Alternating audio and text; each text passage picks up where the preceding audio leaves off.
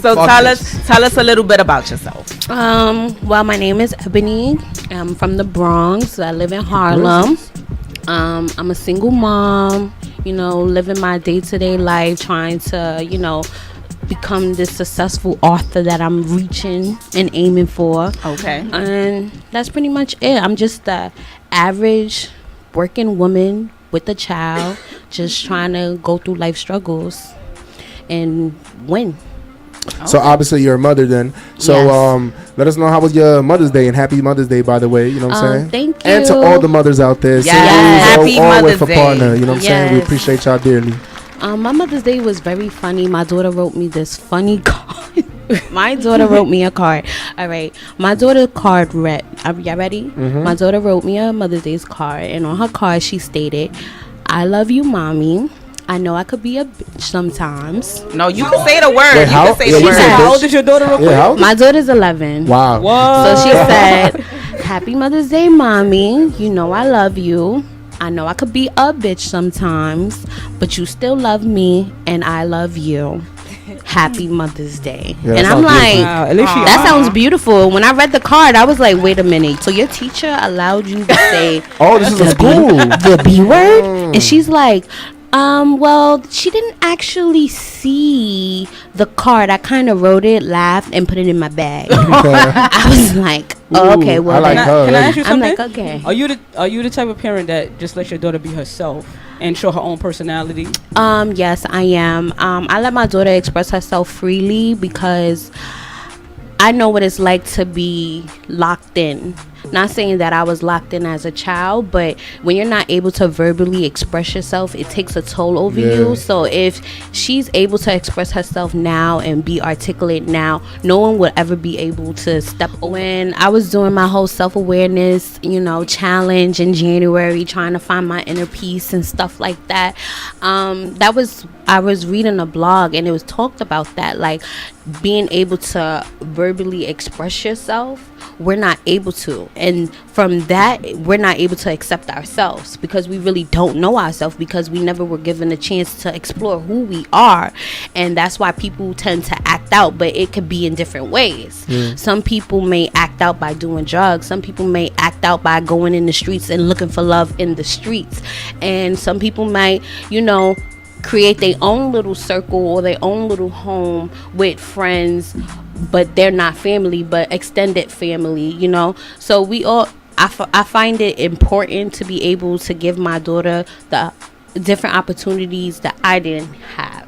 So I was told to be quiet, be seen, not heard, but I want you to be heard. Your voice matters and your opinion matters, and at the end of the day, I'm just supposed to nurture, feed you, make sure you go to school, but you are the driver in your own life, and that's what I feed into her every day.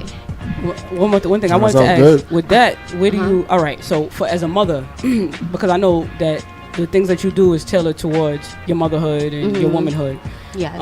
So this is why I'm asking now. As a mother, where do you say, all right, enough is enough with your child now? Okay, well, me, I let my daughter. Don't get it twisted. I'm crazy. Okay. I do not play when it comes to my daughter, and her name is Jendea. She'll be 12 in like 2 weeks. Wow. Yes, so now I'm about to be a mommy of a 12-year-old, but I definitely don't play with her, especially now that she's getting into these preteen stage. I let her be herself, but I'm also that mommy that I put my foot down. First of all, you can't be talking like that in front of adults. Be respectful, and it ain't cute for you to be cursing, hooting, hollering in the streets. So you never carry yourself like that in the streets. When you with your friends, I'm not gonna tell my daughter what to do when she was with her friends, because I was a teen, and when I was with my friends, they can all say we was a hot. Okay. A lot of hot mess. Okay. Like Nelly is getting hot in here. Hot mess. Ooh. Okay. So your teen is having a baby, right? That's the name. That's the name of it. When should we expect it? Well, you should be expecting it in December. I'm trying to hold back because my 1 year mark of when I started my business is on my birthday. So I felt like my book release should be on my birthday because I'm gonna be 29. I'm gonna be lit. Okay. And I feel like that should be a perfect day. I feel like December 6th is always a holiday. So if I throw shit out on my birthday, then, you know, it's only going to make it more poppin'. And I'm really using my book so I can gain more speaking engagement and really get my word and my thoughts and this movement of girls empowerment and women empowerment on a roll, because I feel like it's something that's really lacking in my community, and I'm ready to uplift my people, you know, to do better. Okay, so you mentioned that. So tell us a little bit about your brand. Tell us a little bit about Bello Empowerment. Okay, so it's actually Bello Human Development and Empowerment. Okay. And I basically start this because I always work with kids, but before even having my daughter, like you said, summer youth days, I've been there. Working in different after school programs and working in different schools, I realized like our kids are missing out on their social and emotional learning. They're not able to verbally express themselves through art, through writing, through dance, through poetry. They're not music. They're not able to express their thoughts. And I feel like that is the key to everything that's going on around them.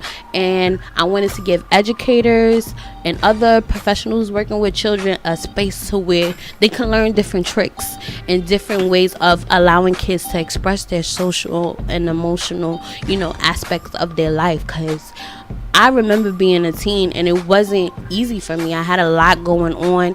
I was raised by my dad. I was taken away from my mom when I was 3 years old. So it was like, for me, I used dance as my outlet, but I still wasn't always able to talk about my issues or talk about my problems. So I was always taken as this angry kid, and I really wasn't angry. I was just misunderstood.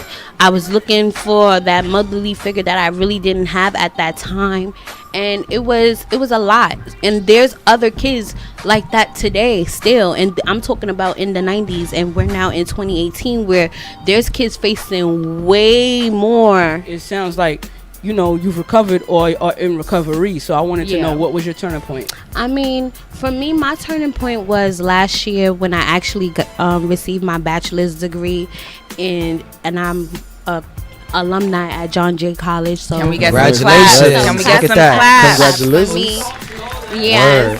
So for me, that was my turning point. And when I was in college, I actually had to write a short play for a class, and it was selected as at the stage rape reading at John Jay in 2016.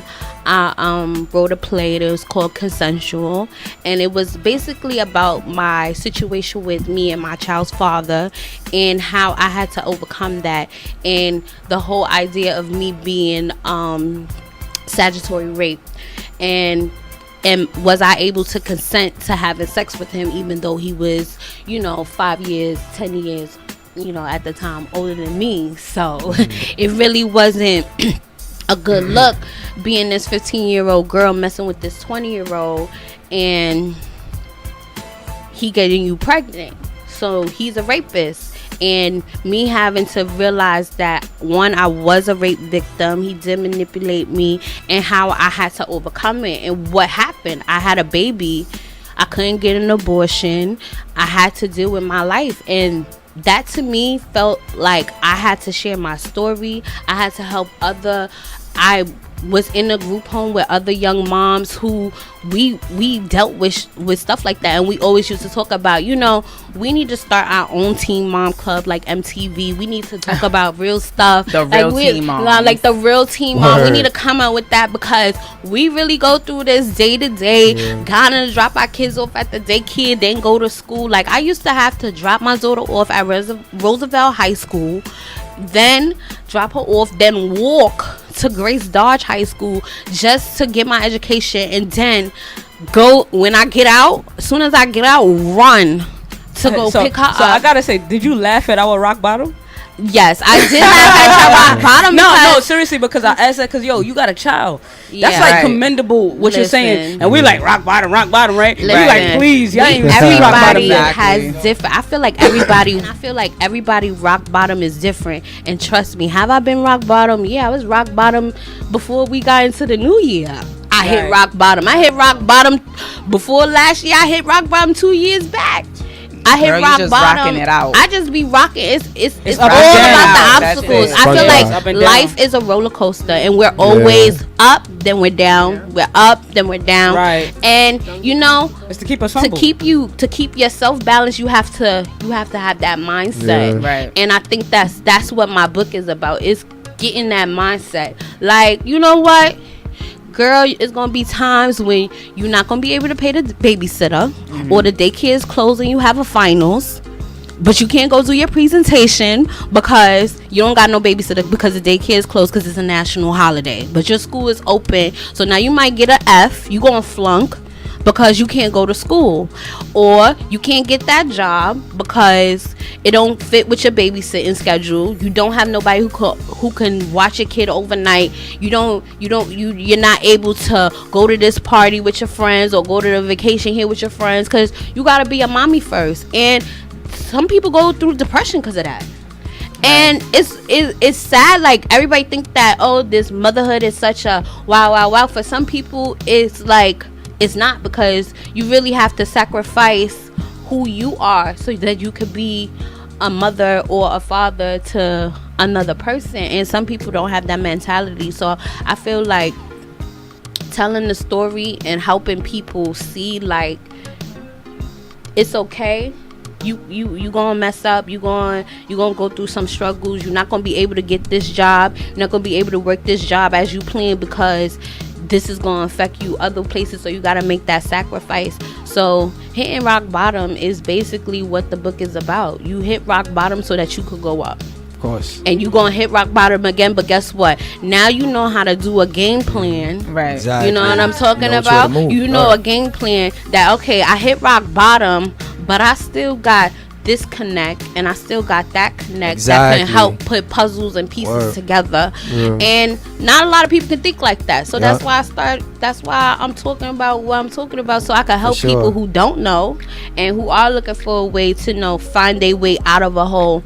I'm be like, listen, all I do is think about different things more adultly, because I was catty and I was a kid and I didn't really care, and I would lash out on anybody whether I had my daughter or not. And I wasn't ratchet, I wasn't fighting people in the street, but I was just like still living my life and not really letting my daughter stop me from reaching my goals.